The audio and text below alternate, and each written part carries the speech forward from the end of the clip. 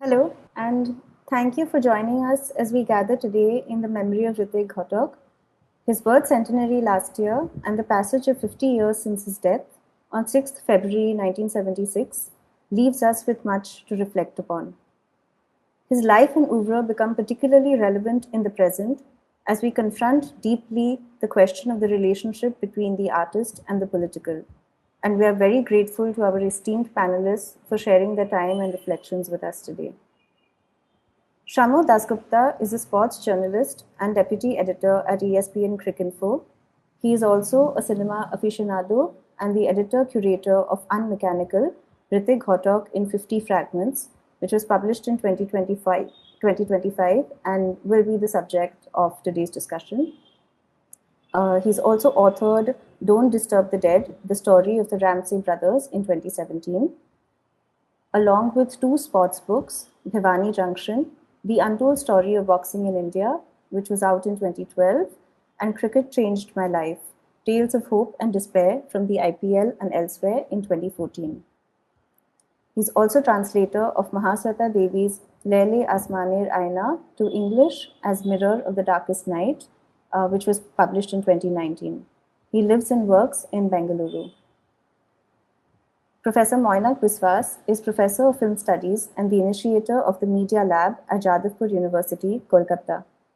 He writes on Indian cinema and culture. Among his publications are Apu and After, Revisiting Race Cinema, which was published in 2005, Chaplin, which came out both in 1997 and 2000, and Drishyantar Purba, which is out in 2026. He edits the Journal of the Moving Image and the Bengali little magazine Kolkata 21. He has written and co-directed the award-winning Bengali feature film Sthaniya Sambad in 2010. His video installation Across the Burning Track was commissioned for the 11th Shanghai Biennale in 2016 and will also feature in today's discussion. More recently, he has made a documentary on Partho Chatterjee called PC, Calcutta, New York, Kolkata, published in 2025. Our moderator today is Ankan Kazi, a writer, translator, and researcher. He has a PhD from Jawaharlal Nehru University's Center for English Studies and is currently working as a researcher and curator for DAG museums, for which he has led curatorial projects, exhibitions, and arts engagement programs in Delhi, Kolkata, and Mumbai. His writings have appeared in publications including The Wire, Caravan, The Indian Express, Serendipity Arts Foundation, ASAP Connect, and PIX. Before we begin, I'd like to emphasize that we do encourage an interactive session, so please do share questions and comments in the Q&A box, which should be located on the bottom panel of your screen. We will open up the discussion to the audience after the conversation between the panelists.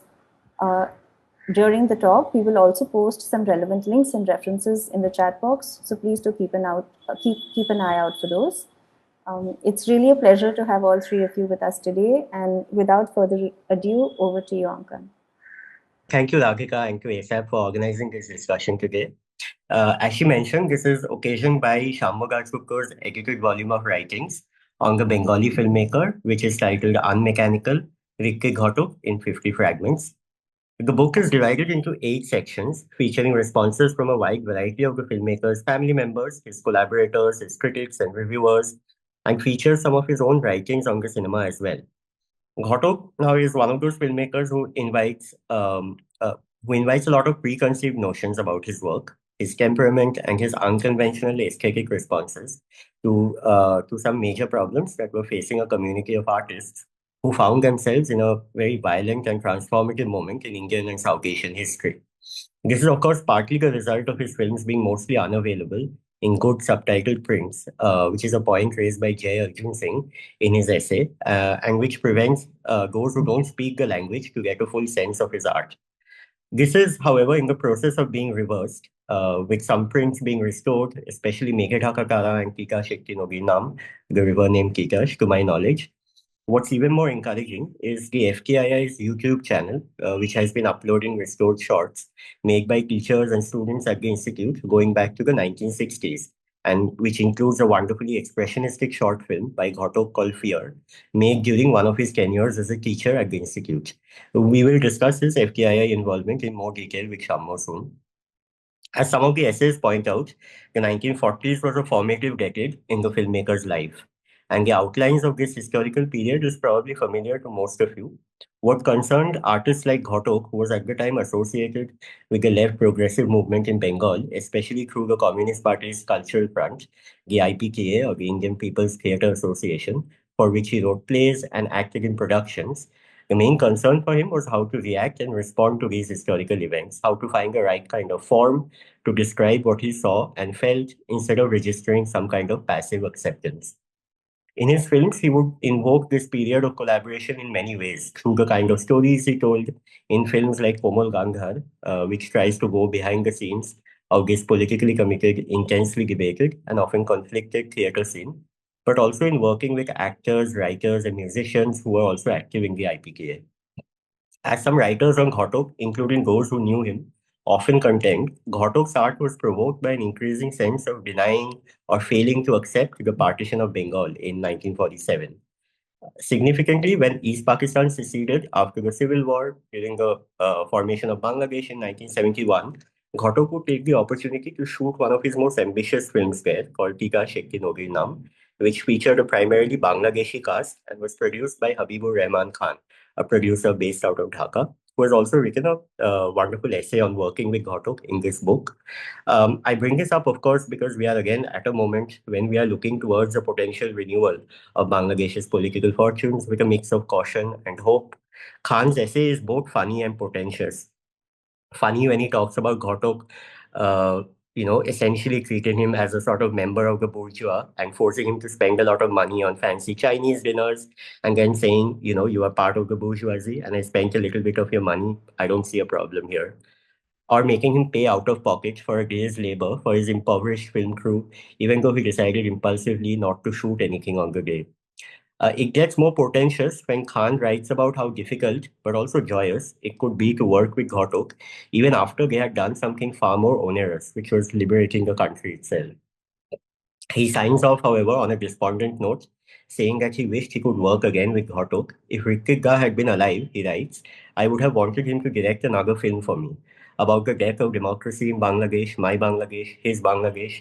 What I find especially touching is his conviction that the country remained as much a cultural possession for himself as it did for Ghatak. Khan has made some films with another contemporary filmmaker, Gautam Ghosh, who writes about his own experience of knowing and being sort of mentored by Ghatak in his youth, and remains one of the few figures today who has made films across Bengal and Bangladesh in an attempt to reclaim the larger civilizational canvas for Bengali culture that has largely gone missing since Ghatak's time. This is something I also wish to bring up with Moinak and Shammo later on. Meanwhile, briefly, I think it would be best if I laid out some of my own thoughts about what I learned from reading the book through the variety of voices on display. Due to my work at a museum that holds a large collection of Bengal art from the 1940s and 50s, we are frequently thinking about the work and the significance of artists like Chittaprosad and Ramkinkar Baij, both of whom were Ghatak's friends, as well as the counterparts in Dhaka, such as Zainul Abedin or Qamrul Hassan. It's strange how similar their trajectories could be, which I could see more clearly after reading some of the accounts here.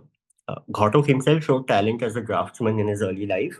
Before he took up writing and theatre work, Chikka Prasad was also closely aligned with the cultural groups centered around the Communist Party of India. He also became increasingly estranged from the party due to its high-handedness in the 1950s and eventually moved to Bombay to work with puppets and theatre, an experiment that he felt towards the end of his life as being a largely failed one. The thematic of failure has often been applied to Ghatak as well, who left several projects unfinished and did not see his first film, Nagorik, The Citizen, released in theatres during his lifetime. Ram Kinkar seemed to have been a close friend of Ghatak's. They were clearly drinking buddies, and their easy intimacy is on display in the unfinished documentary Ghatak made on the sculptor and painter's life. One of the most anxiety-inducing essays in the book, I have to say, is written by his niece, Ritwik Ghatak's niece, Aruma Gupta, who was rendered a refugee during a war in East Pakistan and eventually settled in Bangladesh, where she describes a dangerous ride through the night as Ghatak arrives with her to Ramkinkar's frugal household, where she observes, I quote, a slightly built, ravaged-looking man wearing a simple dhoti with unkempt salt and pepper hair and a stubble, end quote, without realizing who this figure was until much later. While the similarities between them are somewhat obvious, it's also worth pointing out some problematic layers to this relationship that the documentary also hints at. They come from widely different backgrounds, and while Ghatak often ended his films on notes of joy and hope, despair is often a prevalent note in his work. Unlike Ramkinkar's celebratory approach towards the collective lives and labors of the indigenous communities in Shantiniketan and Bakura, where he came from and to which he belonged more easily. While Ghatak made films like Ojantrik and documentaries that were centered around the lives of indigenous tribes in Bihar, Jharkhand, and Western Bengal, his relationship with them was mediated partly through anthropology and its ideals, as seen by Bhadralok romantics, which can potentially shade into slightly difficult exercises in representing an idealized other. I also enjoyed Arun Khopkar's essay, who's a filmmaker who was taught by Ghatak at the Pune Film Institute, where he mentions the larger cultural context of artistic work in Bengal that possibly influenced Ghatak. He mentions especially the mural made at Shantiniketan's Hindi Bhavan by Binod Bihari Mukherjee, which has been seen as the artist's personal response to the sectarian violence of his time, as he presented a more ecumenical image of medieval India's saints and prophets. Incidentally, Shobhit Rai, who was also a student at Shantiniketan and was taught by Binod Bihari, would later make a documentary on the artist who struggled with visual impairment. There are some other essays that also point towards newer ways to think about Ghatak's work. Shumona Rai writes very feelingly about Ghatak's imagery of plant life in his cinema, made unforgettable in films like Meghe Tara, for instance, which begins with the image of a large, homely banyan tree from which the protagonist of the film seems to emerge into the world as a refugee. Some of the essays push us to think about the increasing numbers of displaced people in the world today due to accelerating inequalities, including climate refugees, as was clearly anticipated in films like Kika Shekti Nogi Nam. These were often the central event in Ghatak's films, where he tried to show how they adapt to new lives, new conditions, without much state support. Ghatak's films tend to upend the Gandhian common sense of the irreconcilable binary that exists in the Indian context between nature and technology as well. For him, they existed relationally with the displaced human subject, also present within a network. This is another point I want to explore with Moinaga later. But before that, I want to request Shammo to take us through a brief presentation focusing on the images, of which there are many crucial ones, including some rare ones that he has used in the book. Over to you, Shammo. Yeah, thank you, Radhika and Ankan. I hope everyone can hear me. Yeah, the images are here in front of you. I'll sort of talk about the making of the book and a few other things as I go along over the next few minutes. These pictures are, there's one from every film. He made just 8 films in his life, 8 full feature films in his life. I beg your pardon. And there's an artist in Kolkata who did these wonderful pieces of art for us for Unmechanical. These, of course, are some of the posters, but these paintings are very representative of these illustrations are very representative of the films they are from. On your screen right now, there's Komal Gandhar, which is to the left, there's Komal Gandhar, where the protagonists stand at the end of a broken railway line and they talk about their home, which is East Bengal, being across the river. The second one is Meghe Tara, which is obviously about a partitioned family trying to find its place in West Bengal after moving through what they go through and so on and so forth. We can get into details of discussing each film if there's a need for it, but I don't think that there's space for that sort of thing. The third one is from Nagorik, which is again about a family moving, not necessarily because of partition, and again trying to find their lives. The fourth one is from Tita Shekti Nodinam, which was shot entirely in Bangladesh. I think Akun mentioned primarily with Bangladeshi artists. It was entirely done with Bangladeshi actors and technicians, with the sole exception of Ritwik Ghatak, the director, and Bahadur Khan, the film's music director. So it was an entirely Bangladeshi film made by an Indian, if you want to make those distinctions, of course. But let's move on. I mean, we'll keep playing those slides as posters, pictures that I found. while researching for the book, primarily from the National Film Archives of India, which has the entire collection of photographs and much else from Mohendra Kumar. We call him Mohendra Kumar. He's actually Kashmiri. He was Mahendra Kumar, who worked with Ghatak in various capacities as a cinematographer, as an odd jobs man, a still photographer with Ghatak from I believe Bari Theke Pali onwards. So that's his third film onwards. Second film onwards, I beg your pardon. Ojantrik, not Bari Theke Pali. So many of these pictures are basically taken on location. The fourth one is of Ghatak directing Bijun Bhattacharya and Abhi Bhattacharya in Subarna Rekha and so on. I think you'll get a general idea of what these pictures are. To talk about what I was asked to talk about, which is the making of the book, which is where all these pictures and photographs feature. So I'm not an expert on Ghatak, but I have found him very curious as a filmmaker and a person for many, many years. And that interest had nothing to do with making a book. I say making a book and not writing a book because this is not a book written by me. It's an edited volume where I just have a few essays and translations. It's a book that belongs to many people, including Moinak Biswas, who's sitting here, and 40 odd other people who have all written for the book. Some, of course, are translated old pieces. The people who have written them have died. Many of them are fresh essays. And I've always wanted to do something with Ritwik Ghatak.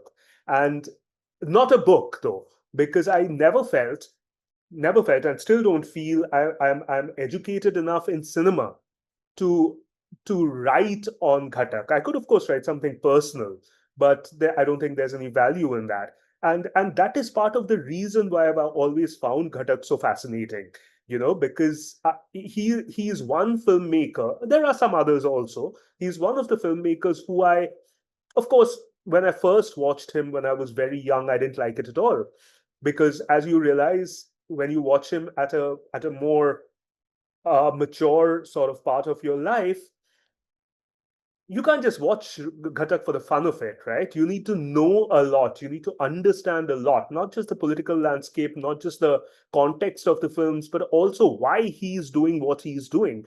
The scene Ankan mentioned, it's one of thousands of scenes in just 8 films where you can't fathom why he's doing what he's doing, where Begita Katara opens with a massive tree and the main character walking, initially invisible and then walking out as a speck from next to it from a corner of the screen, and then gradually over time becoming larger and larger and larger, and then filling the screen and so on and so forth. There are many scenes like that. In Subarna Rekha, there's a scene where the camera is kind of still and it's an airstrip, and this girl is walking around singing a song, kind of dancing, and she keeps moving out of the frame and coming back.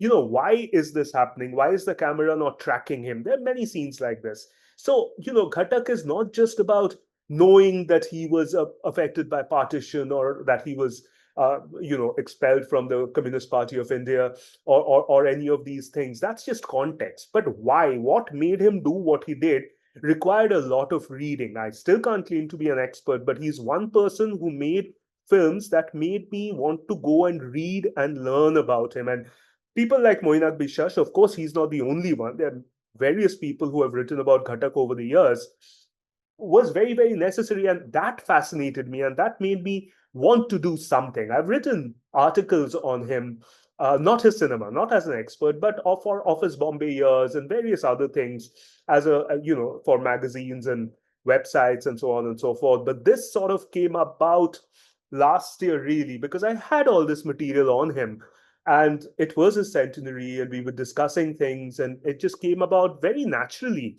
as something that could be done, something that could be done that would be for everyone, not just a very small group of Ghatak aficionados. It would be for people outside Bengal. It would be for people who do not speak Bengali. It's for people who haven't watched his films also. Just introducing them to a filmmaker who deserves your investment in terms of time and energy. Not just time, not just 2 hours for a film, but a lot more. You need to know why he was doing what he was doing and what made him stand out and make him so distinct. which is why this book came out. I mean, there was talk of a biography. I never wanted to do a biography of Ritwik Ghatak, but then again, after this book happened and I was thinking about it, it does seem like a biography, doesn't it? Because if I were to do a biography of Ritwik Ghatak, who would I be speaking to? I would be speaking to his family members. I'd be speaking to the people who works with him. I'd be speaking to his actors, his technicians. I'd be speaking to people who have written about him. I'd be speaking to people who have watched him many years after his death, and so on and so forth. So if you think about it, these 50 essays, and I would be using his own articles, which is exactly what I've done. So if you think about it, it is a biography, or it is like a biography, except not linearly told. It tells you the story of his life and his work in pretty much the same way that a biography would. So that was interesting. And one of the things I love saying from time to time about Ghatak, maybe we could change the pictures or go back to the start or something like that. But, one of the things I keep saying that there's probably no filmmaker in the world who's talked about and written about so much, despite being so little watched. Ghatak's films, when they came out, were barely watched. His prints were awful. There were hardly any subtitles. Hardly anyone watched them then. Hardly anyone seen them yet. Though the good thing is that all his films, or almost all his films, are being restored now with good subtitles. So they will become available for viewers soon. Some are already out there. We'll have to figure out where to get them. Some are Criterion, some are BFI, some are NFAI, and so on and so forth. So but he's becoming available now. So thinking very selfishly, this book is well timed in that sense, of course. But yeah, so that's one part of what I wanted to talk about. The other part of what I wanted to talk about was really about what I learned about Ritwik. I can't say I didn't know any of this, but made me think much more during the making of this book was how ahead of his time he was as a thinker, as a film technician. And Moinak, there will be better place to talk about his camera work if we get to that. Because I'm not a film student, but in terms of camera angles, in terms of why people sometimes do what they do, which would seem out of place in cinema. Of course, there are bits that are perhaps dragged out and over melodramatic. I mean, melodrama is fine, but parts that are perhaps over melodramatic, unintentionally, I think, though that would be really guesswork. How could you say that about Ghatak without really knowing? But it's about finding out that he was incredibly creative from a very early age when he used to write stories and draw. And he was obviously a very thoughtful young man. He made his first film in 1952 when he was 27. And before that, he was already writing. He had a short tryst with poetry, which he gave up quickly enough, but he wrote a lot. And he was working in IPTA. He acted in a film called Chinnomul. He was also acting in IPTA plays. He was writing plays for IPTA. He was acting. He was doing various other things around the theater, technical work as well. And his theater shows you how thoughtful he was and how affected he would get by what he perceived correctly as injustices. Partition being one of them. I think the Bengal famine was perhaps a bigger trigger for him, as it was for many people in Bengal at the time. It had to be.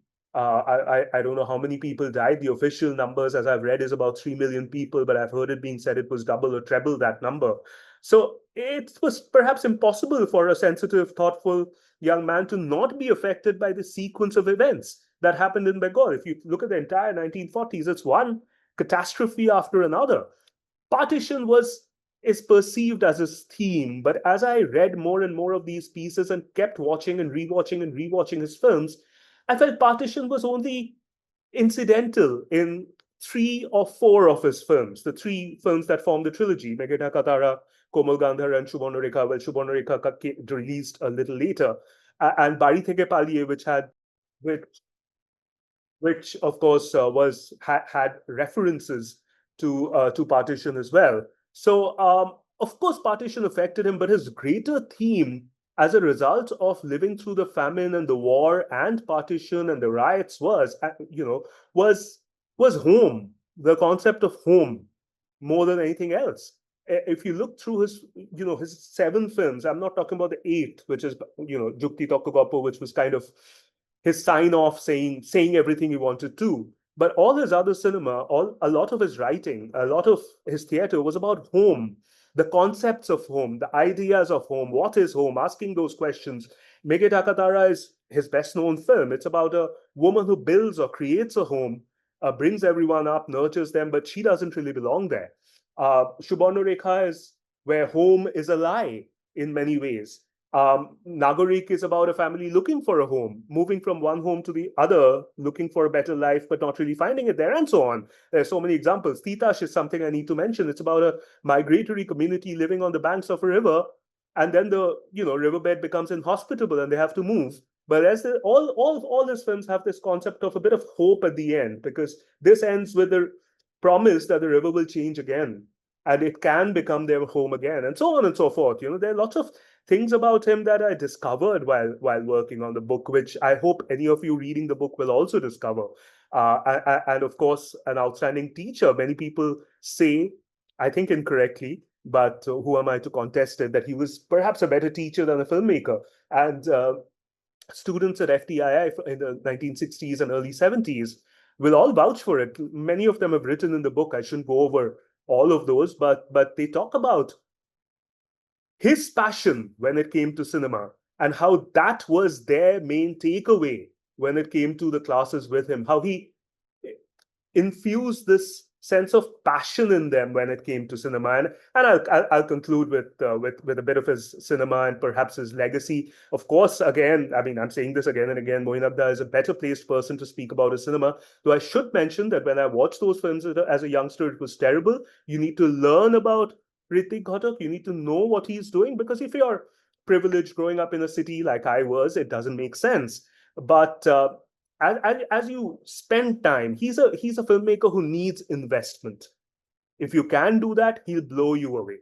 And that will happen only in your 20s or 30s, when you're a little more aware of what's happening around you in terms of politics and the games politicians play and so on and so forth. I don't think there's any other filmmaker that I wanted to read about as much as I did when it came to Ghatak. And today, I have had the great fortune of traveling to many cities in India since the book came out. Lots of people have invited me for the book to talk about Ghatak and so on and so forth. And there's so much love for Ghatak.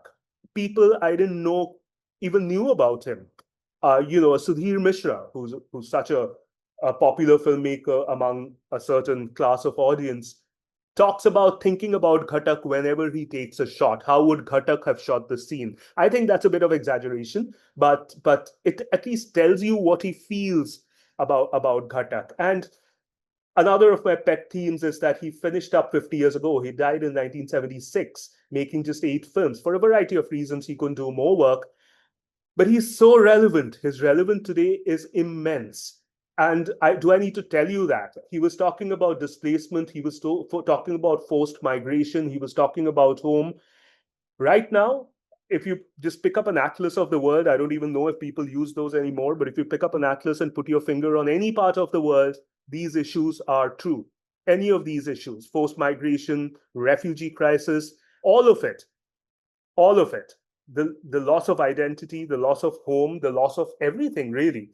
So, wherever you might be in the world today, if you get a good print with subtitles of a Ghatak film, you'll probably feel something when it comes to this filmmaker from many, many years ago, largely unheralded, but today rightly celebrated. And I hope, I'm not a believer, so I can't pray, but I certainly hope that the awareness continues to grow and he's watched a lot more.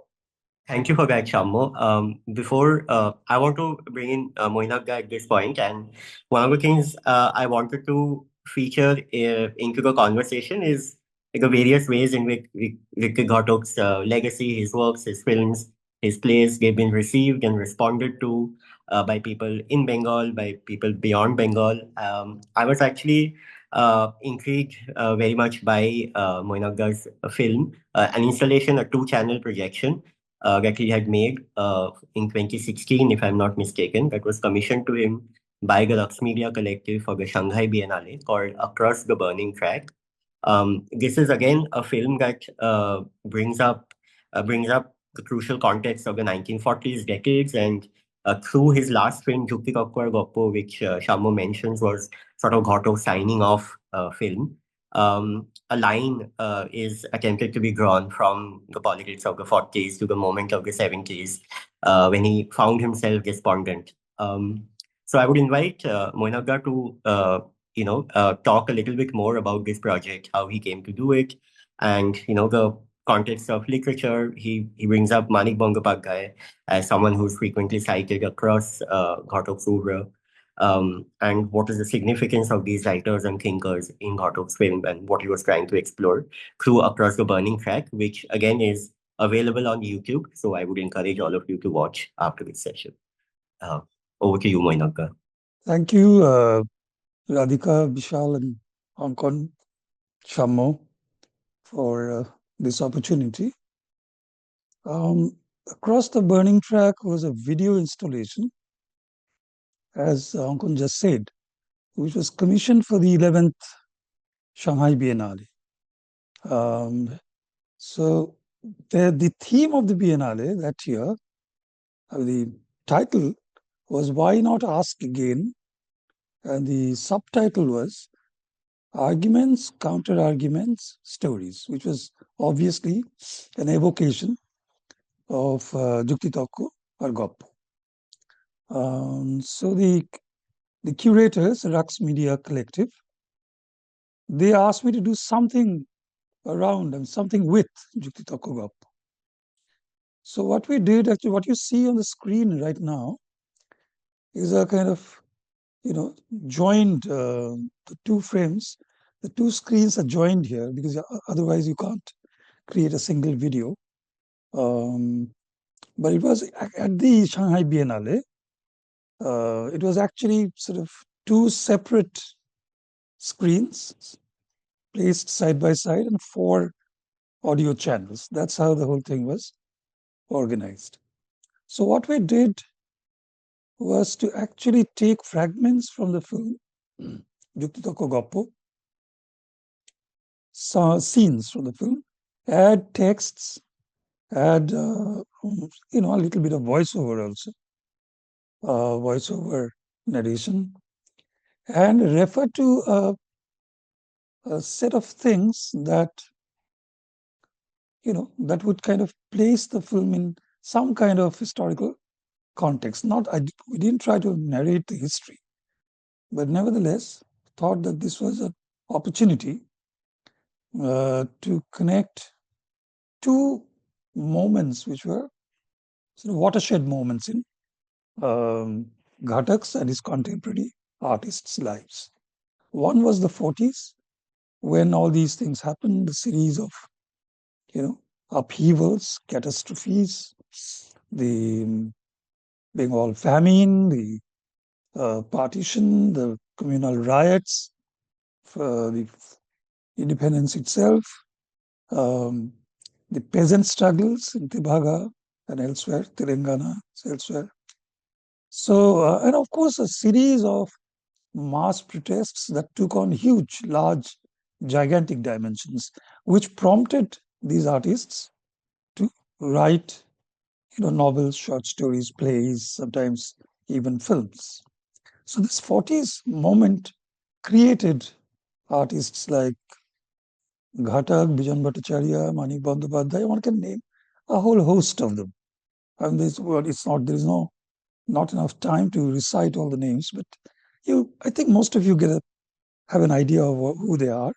So we actually invoked 2 of them because we thought these 2 are closely connected with Ghatak in spirit. And these were Manik Bangopadhyay, the writer, and Bijan Bhattacharya, the playwright, actor, theatre producer, who you have seen in many of Ghatak films. You've seen him very briefly in a minor role in Badi Theke Paliye, then in major roles in Meghdakatara, in Komal Gandhar, in Shubhanu Rekha, and then in Jukti Kakkar Goppo. So we kind of, brought these references to these artists primarily, but also to international sort of socialist culture and political events. One I chose, which I thought, which not me, but which has been considered to be a moment of, a kind of historical moment that these artists from the 40s, 50s kept on, 60s also, the moment of late 60s radicalism, if you keep that in mind, late 60s, early 70s radical moment, they kept on referring to the Paris Commune of 1871, which was the first worker state, as it were. The working class took over the government for 2 months. They were defeated, but they created a moment of freedom and equality and working class sense of justice, which was unprecedented in human history at that time, before that time. So this is something that we also refer to profusely in this installation. The installation was about, 25 minutes long. So we sometimes put one kind of material on one screen and something. On the screen right now, you see on the right-hand side, a photographic collage of the Paris Commune. On the left is, of course, Ghatak and Bijan Bhattacharya. And with the text actually repeats this recurrent line of dialogue from the film Jukti Tokko, where Ghatak says, I'm burning, the universe is burning, everything is burning. So that's what we have kind of cited that a couple of times in the film. On the right-hand side, we were telling simultaneously the story of the Paris Commune, the barricades, the workers' resistance, and so on. So this is the kind of, a material kind of assembly that we did for the installation, where the moment of the 1940s, the radical moment, speaks to the new radical moment of Naxalbari uprising and so on, and also Bangladesh Liberation War of the early 1970s. So we were trying to make these, because Ghatak himself was trying to do that in this autobiographical final film that he made, where he actually tried to connect a very personal story, his individual story, to what was happening in a more global sense with the militant sort of movements in Bengal, with the liberation war on the other side of the border. So that's what we did. These are leaders of the Paris Commune. On left-hand side, you see her full name was Michelle. I'm sorry, I forget the surname. She was called she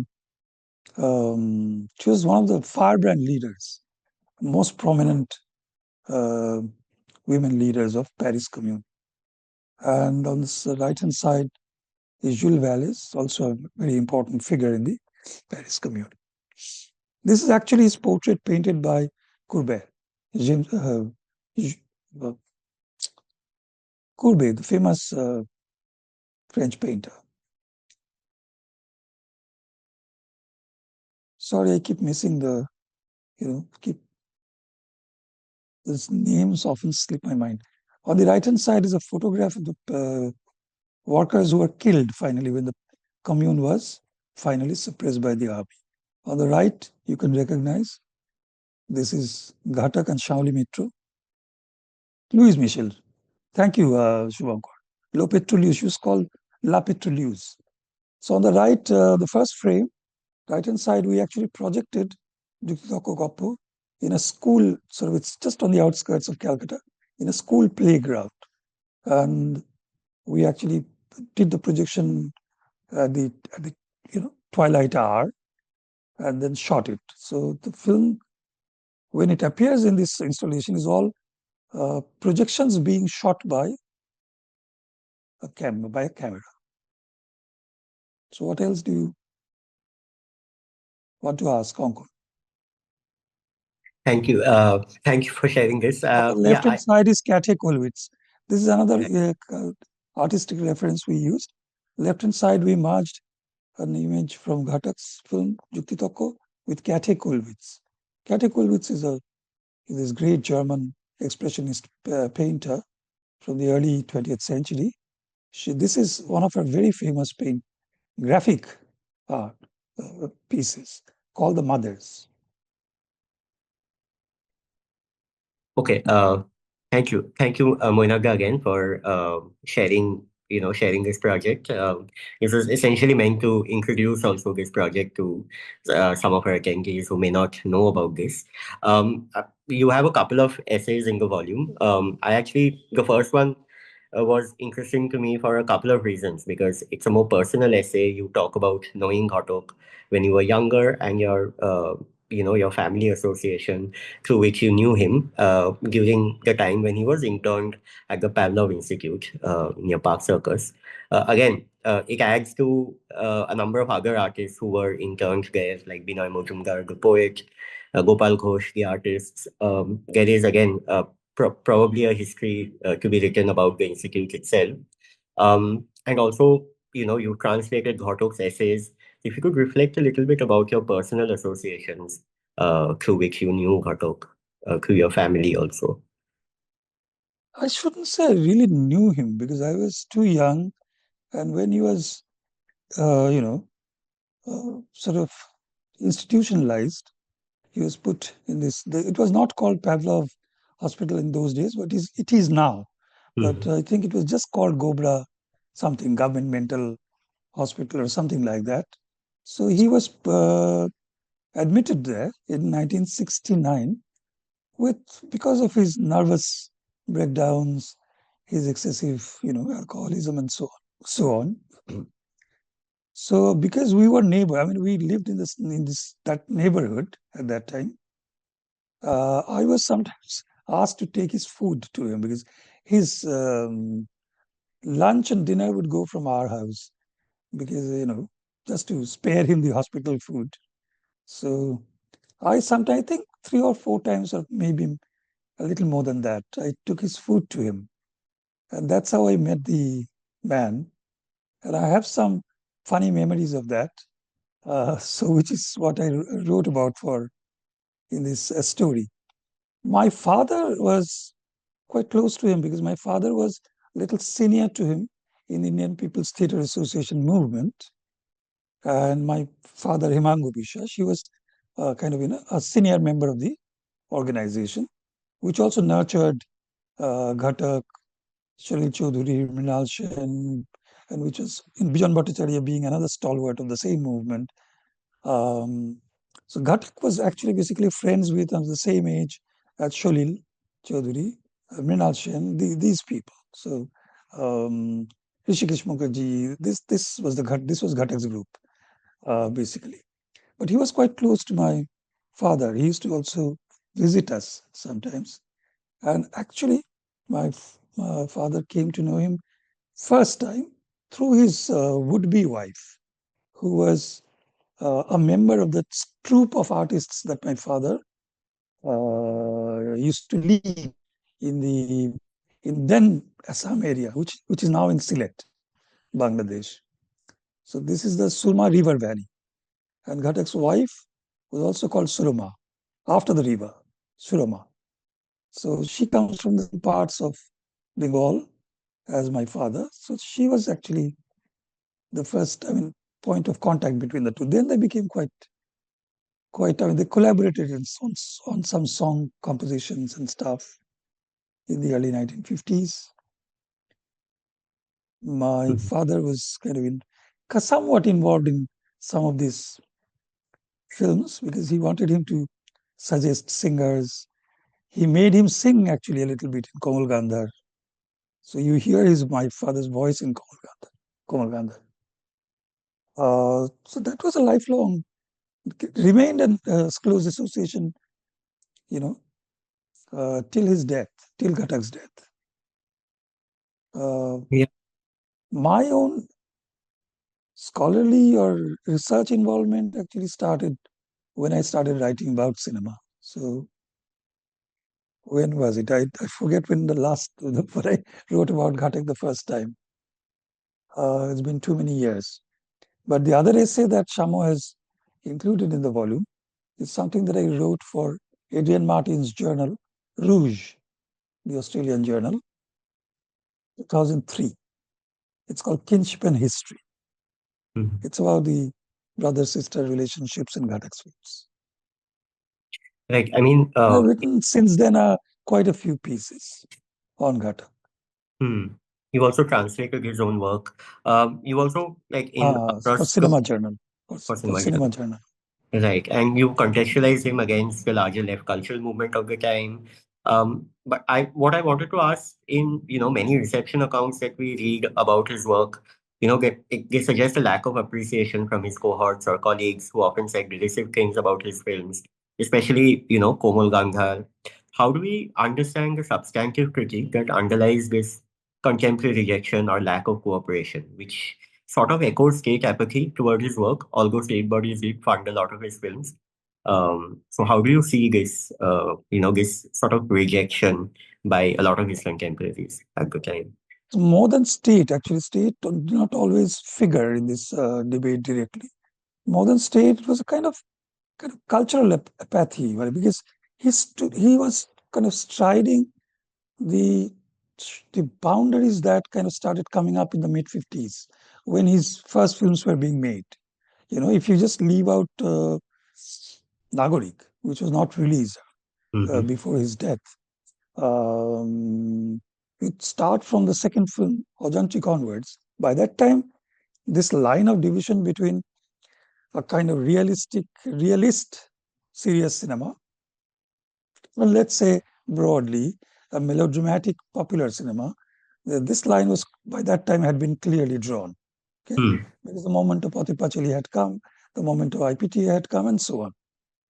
What it did from Bharati Pali onwards, I would say Megata Kataras more clearly, is to kind of straddle the boundary, which was a very risky thing to do, because he was actually making complex, intellectually complex, emotionally complex films, but at the same time making them, the sort of adopting a melodramatic structure, which by that time had become in the serious cinephile circles, film society and serious cinegoers circles, the melodramatic structure had become by that time sort of anathema. You were not supposed to do, you're not supposed to be using these emotional kind of, excess, quote unquote excesses and stuff, this performative panache, this kind of high strung emotional profiling of characters and so on. These were considered to be detrimental to the serious taste of cinema and so on.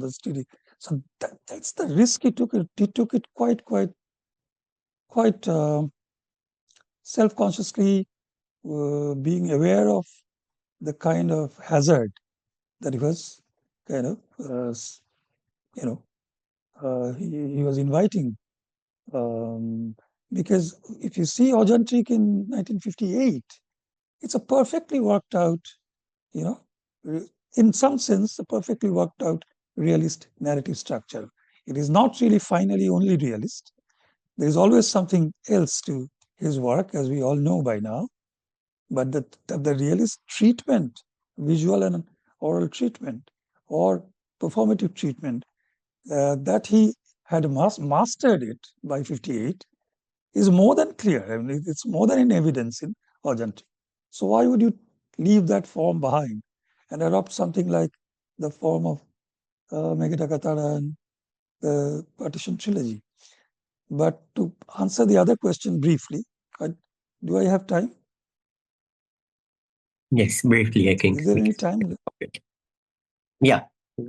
I'll be just answering this in 2 sentences. Komal Gandhar, that was a different problem altogether. I mean, it was, of course, the complex structure of the film, which was not immediately, you can't expect your audience of that time, 1961, to be prepared for that kind of complexity. But on the other hand, he also did something which was extremely hazardous. he started narrating his own story, the story of his own marriage to Surama Ghatak. And he brought up the controversies within the IPTA, within the party, and so on directly.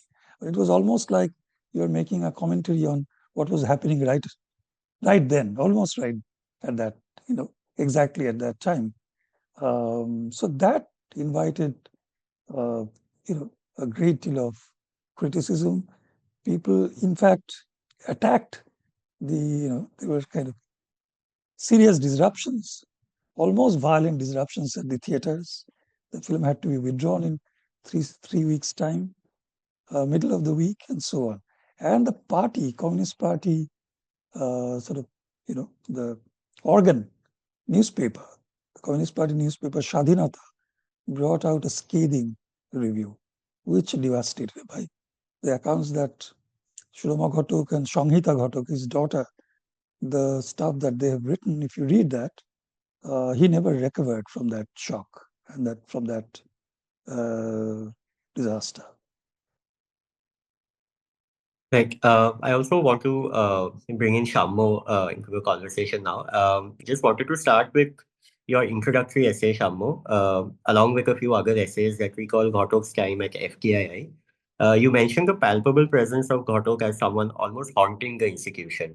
Film writers who've written about Ghatak previously, like Ashish Rajagaksha, also invokes his presence in the Film Institute as an enduring symbol of resistance, especially during the student strikes of 2015. This is also in his newish book called John Ghatak Tarkovsky.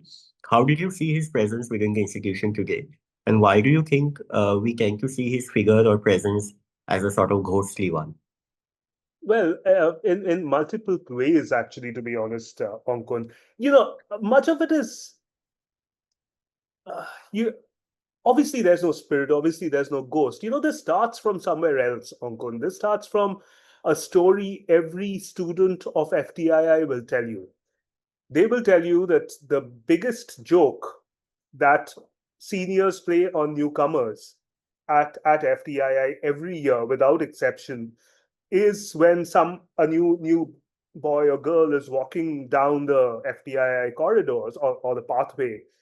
Suddenly, one of these older people would come and say, in Hindi, like, "Kahan ja raha hai? Kahan chal raha hai? Kya kar raha hai?" Something like that. And this new person would be like flummoxed and say, "Kyun kya kiya maine?" Or something like that. And then they'd say things like, "पता है कहाँ यहाँ पे घटक चलता था, यहाँ से घटक चला करता था, संभाल के चल." You should be careful treading the same path that Ghatak used to. Of course, it's a joke. Of course, it's a joke, and nothing more. But with that illustration, that sort of painting on the wall, I think it's a stencil art of Ghatak, which you showed initially when I was talking. That picture is there. Of course, there are pictures of Ray and various other filmmakers all over. But that wall with Ghatak first and then Supriya Chaudhary from Meghera Katara with the umbrella on covering her head, the sense you get is that he was never forgotten. Teachers come and go, deans come and go. He was a vice principals, they come and go. But students then and students now, whether they interacted with him or not. And I spoke about, when I was writing an article a while ago, Saeed Mirza, who's probably in his 80s now, and Arjun Gorisaria, who's much younger, both said the same thing, that when you walk those corridors, you feel his presence. I unfortunately was never good enough to enter the institution, so I don't know myself, but you feel presence. When I say presence, we're talking about spirit and ghost and all of those things. That's obviously rubbish, but you feel that he belonged there. In the words that people speak, he belonged there. And that's absolutely true, because he wrote to Surama Ghatak at some stage saying that this is the happiest I've ever been. This is where I felt the most wanted and loved in my entire working life. And that is very much there. The other part of that ghost spirit thing, if I can quickly bring it up, is, and I won't take long with the reply, is that all these years, Ghatak never went away, of course. I mean, he was not forgotten. There are people writing about him. There are film cinephiles and various others who have even worshipped him, not just watched him. There are people who've worshipped him all these years and talked about him endlessly. But at some level, to me, he was like, it's almost like it's an afterlife, because he was not really appreciated so much, at least from what I know, when he was around and working, not by his family tremendously. And I don't need to bring this in necessarily, but I'm not just talking about his wife, from whom he was estranged, but even other members of the family who had sort of given up on him, because of his wayward ways. And he spent the last 2-3 years of his life practically on the streets, maybe less than that, but a fair amount of the last few years on the streets. The family had given up on him. He didn't want anything to do with the family, and of course, he was not wanted as a filmmaker. So this afterlife that has been created by scholars such as Moinak and Ashish Rajadhyaksha, as you've mentioned, Ira Bhaskar, I can think of a few more, Amrit Gangar, people who have written about him, people who have taken him around the world, his work. So it's that afterlife of how Ghatak has just lived on in a way. All these things I was sort of thinking of perhaps when I wrote that bit. Hmm. Yeah, I also wanted to bring up the last essay in the book, which was where it was your essay, where you try to discuss his very brief abortive career almost in Bombay cinema, where he had been given a job at Filmistan. I wanted to ask, I mean, there are constantly bits in many of the essays where Ghatak is, quoted as saying he could churn out a commercial script if anybody wanted, if they wanted to make money. He just chose, it seems, not to do it. And he sort of also saw his time at Bombay as sort of a waste of his time, as a bit of a failure. So what do you make of, his time in Bombay? Do you think he made anything infused from his sensibility into Bombay cinema? Moinak brought up, how the melodrama had become anathema to a particular circle of film enthusiasts, especially conditioned perhaps by the film society movements. Was it a different context in Bombay? How do you see this? Well, I can imagine him writing Madhumati with a sneer and a smirk. But obviously, it was very, very successful. I recently had the opportunity to meet Bimol Roy's daughter, one of his children. Can't remember. I'm really sorry. In Bombay, and she said that Madhumati remained Bimol Roy's most successful film in terms of the box office. Ghatak wrote it. So when he says, I can write a commercially successful film for you, I don't know how much of that is bravado or talk and how much of it is true, but he certainly did write this one fantastically commercially successful film. I'm sorry, her name is Aparajita Sinha, Bimol Roy's daughter, who I had the opportunity to meet. But he also wrote, which is less known, is Rishikesh Mukherjee's first film, Musafir. And that's a very interesting film to me for two reasons. One, of course, is that it was Rishikesh Mukherjee's first film. As Moinak mentioned, they go back to the IPTA and the theatre days. And then Rishikesh Mukherjee comes to Bombay. There are all these Bengalis in Bombay at the time doing various things. It's well known, right? That there were all these filmmakers, music directors, everyone was traveling from Bombay to work there. And Rishikesh Mukherjee makes this film that later, to me, finds a lot of similarities with Nagorik. Nagorik, of course, is about one family moving, having to leave their home to come to a smaller home and having to make ends meet and struggle. The young man tries to find a job, blah, blah, blah. But it's about their life, trying to make a life in this new place. He wrote Musafir earlier, and that was about this one house. I don't know how many people have watched the film. It actually had people like Suchitra Sen and Dilip Kumar and Kishore Kumar and various others. It's about this one home where a family comes. It's about love, marriage, death, if I remember correctly. So there's three families come one after the other, looking for better times, and that sort of doesn't happen, and they leave, or in one case they leave they found that better life, whatever it might be. I found that resonance there. So I think even outside of that film, I felt had a bit of Ghatak. There was the socialist, at least, feel to that film, but really, working for Filmistan, and I have nothing against Filmistan. I love popular cinema. There's absolutely no issues there. But I don't think he was ever going to fit in. He was looking at the rest of his career, being asked to do something was not his forte. He was not good at dealing with that. He wanted to do the work the way he wanted, and his stories were not wanted by Filmistan. Right. Yeah, I think we're very close to our time. Just want to remind our attendees that you can enter your questions in the Q&A box if you have any for us. I'll just ask another quick question if I can get one in before we open it up. um, which is also, this delicate task of maneuvering between the public and private perceptions around Ghatak, while you do a very judicious mix of having accounts by family members, especially his sister, who he was very close to, Bhava and Bhobi. So how did you manage to go about this, this sort of a balance between, how to negotiate the perceptions that you're already battling with for Ghatak?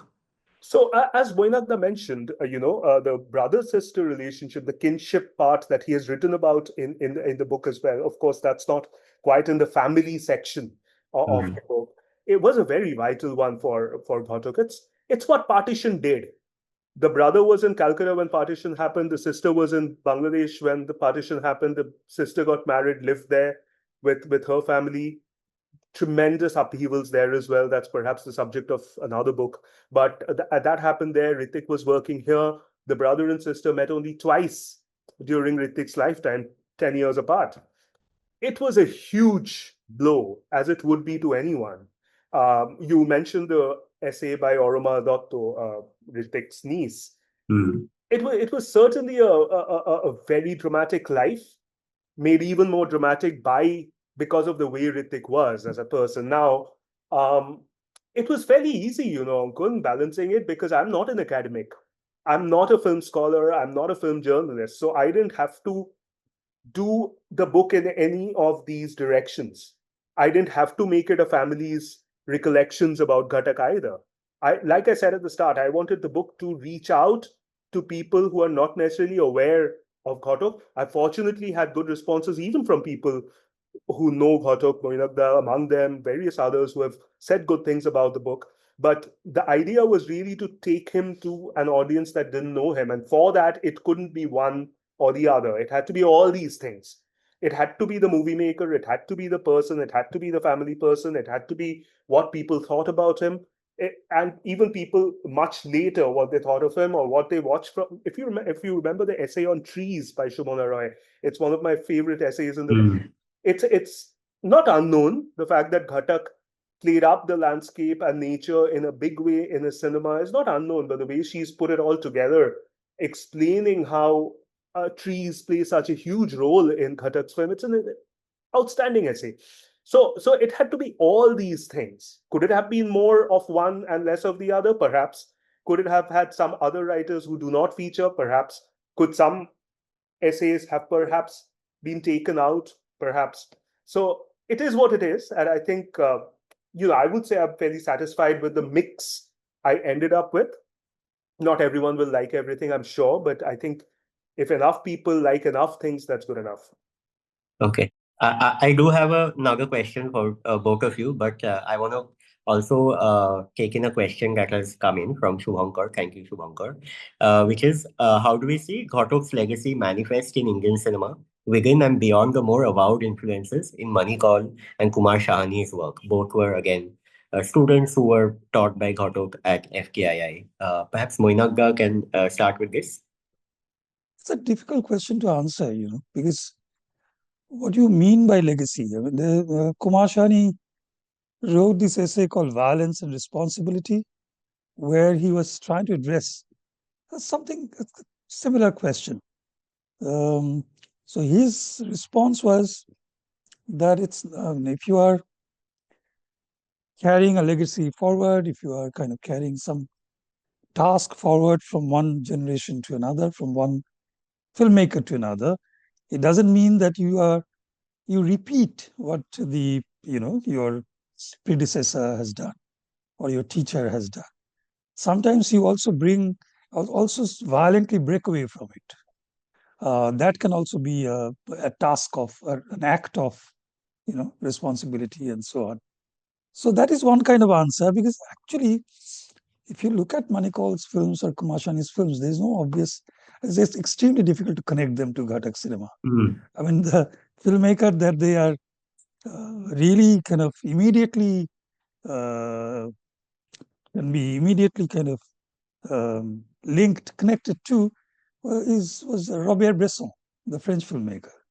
And you can see Bresson in almost everything that they did.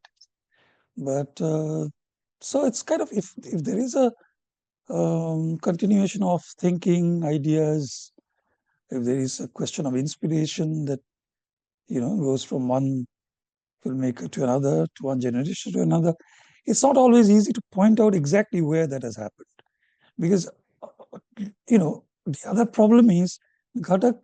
Really, it's very difficult to put him in any school of filmmaking, and it's also equally difficult to show a Ghatak school of filmmaking that followed him. You can't really show some. I don't know. If you have an example, you can tell me.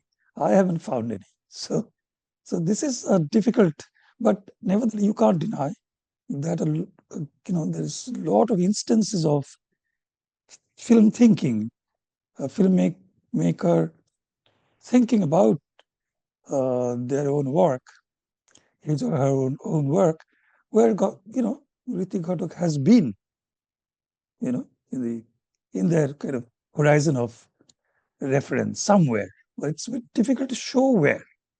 It's difficult to show the trace. So it's not an easy question to answer. Yeah, I agree. Shambhu, do you want to add anything to that? Not really, not really. This is Yeah. completely up Moinak's alley. But yeah, I think from speaking to students, what I found they really took away from Ghatak was his passion for cinema and making cinema for cinema only, cinema's sake only was what they, I think, took away. Because absolutely right. I mean, what of Ghatak do you see in any film that Kumar Shani or Manikal made? I'd like to think that as personalities, John Abraham might have been close to him, but that's about it. Yeah, I mean, agreed. Like formally, on the surface, Abraham is probably Yeah. somewhat. I mean, you can see bits and pieces in Abraham, which reminds you of Ghatak. Yeah, that's true. Yeah.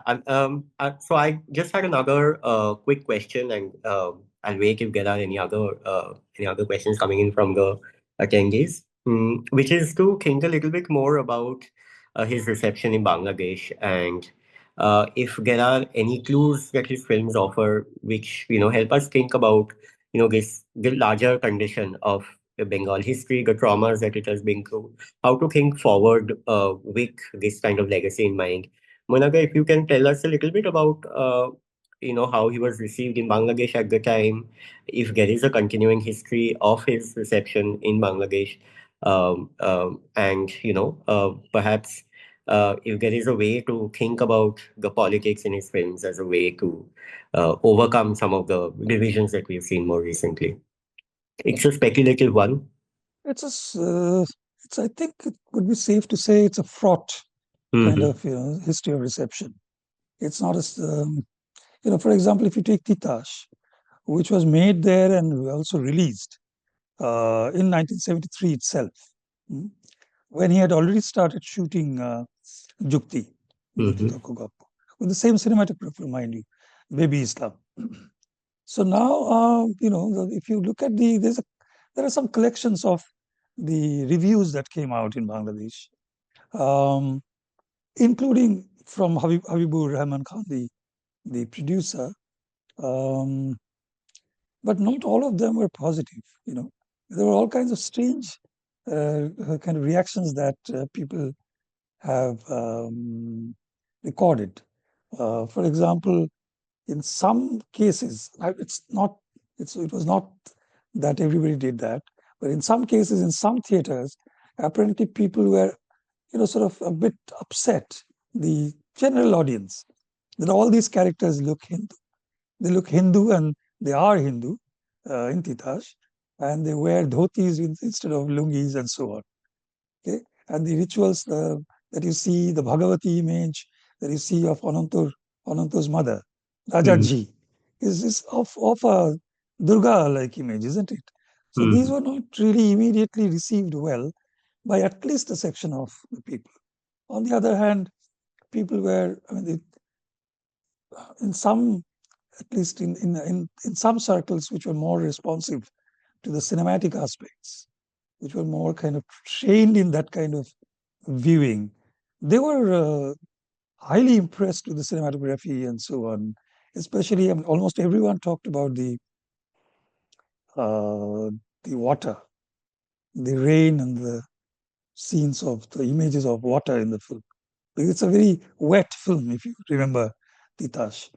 Now that the Scorsese kind of restoration, you can see actually that effect.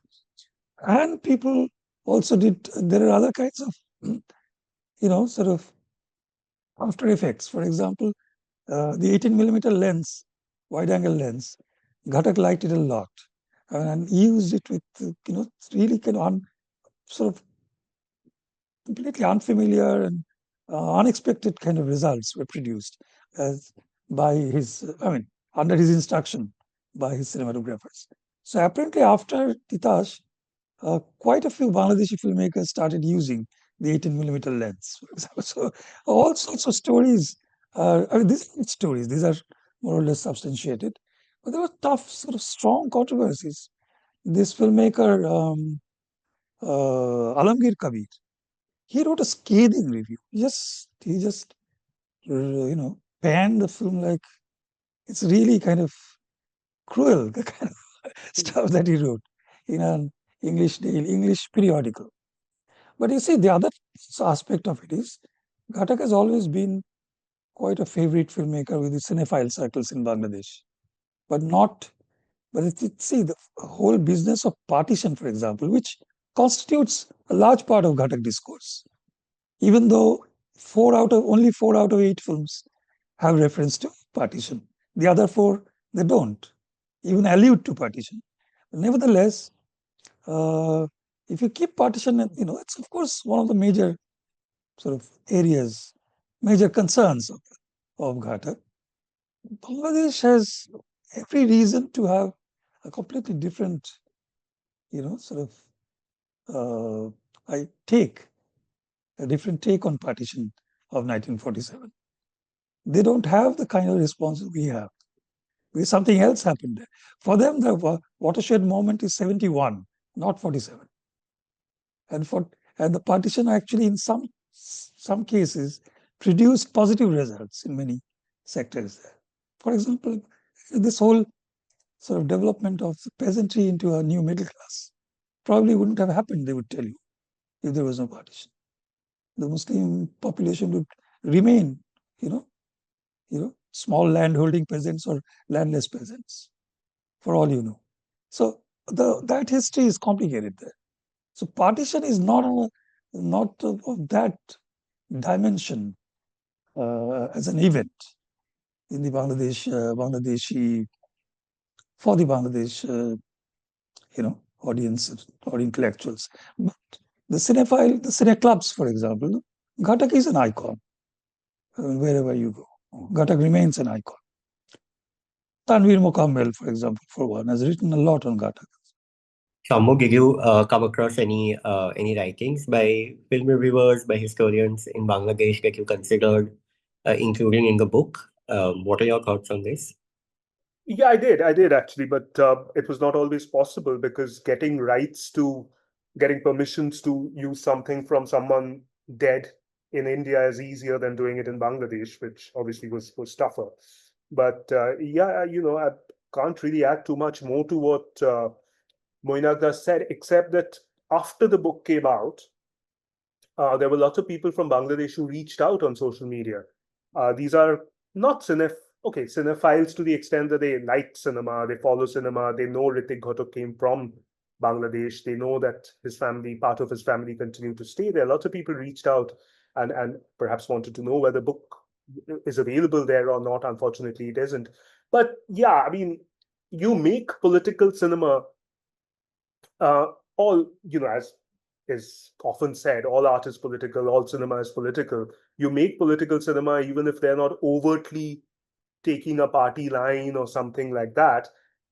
It will create differences. I mean, we are living in an India today where Vivek Agnihotri's films win the national award, and that is political cinema. Now, some of us might not agree with his politics or might not agree with the reason why he's making the films he's making, but it remains political. You might call it propaganda, whatever it might be. it is, I mean, when Naya Daur or various other films were made immediately after partition, they were political to the extent that they were talking about the ruling dispensation's policies or what they were trying to do. It's you agree with some, you don't agree with some. So you like what you do and you don't like what you don't. I mean, we are talking at a time when there's the whole Wim Wenders issue doing the rounds, who's talking about not making political films to change the world. And in fact, I just found something by him from a few years ago where he talks about all cinema must be political. He actually says, if I can just read it out, I just found it. Every film is political. Most political of all are those that pretend not to be entertainment movies. They are the most political films, and so on and so forth. And this man is now, for whatever reason, saying that we should, because when you talk about the past, something that's happened in the past, and you put your political viewpoint out while talking about that piece of art, it's easy. It's happened in the past. No one's going to protest. But Gaza is very present. And therefore, perhaps, I mean, who am I to comment on Wim Wenders' motivations for saying what he did? But it is inconvenient to talk about Gaza today in some circles. So, people will like certain things, people won't like certain things. It depends on what your persuasion is, what you want to do. And in Ghatak's case, maybe his politics. There's a repeated sort of criticism of him of not representing Muslims enough. Of course, he was making about people who moved this side and stories about this side. Therefore, that side was not represented enough, perhaps. But I don't think it went unrepresented at all in some way or another. Yeah, I mean, we definitely come up on some of the limitations around universalizing experiences of a particular class, I suppose, a downwardly mobile Bhadralok class, and the problems that can attend to that.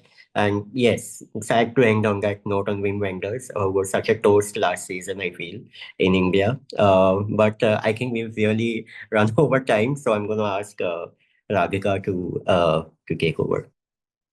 Thank you, Shamu, Moinak and Ankan, for really very meaningful conversation. I think, especially in this moment, I mean, I think both Bangladesh as well as what happened yesterday with the Venice Biennales come up, and Gaza, especially, and Palestine generally. I mean, and not just in Palestine, but also here, right? And in many ways, I think part of when we were thinking about this talk was to really think about, and Ghatak's own motivation that